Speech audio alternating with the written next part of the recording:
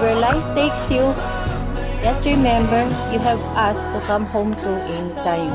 Our arms are always open for a warm hug to welcome you. Really, it doesn't matter whether you're 18 or 81.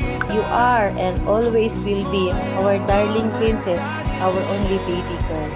Happy birthday, Denise. Enjoy every minute of this day.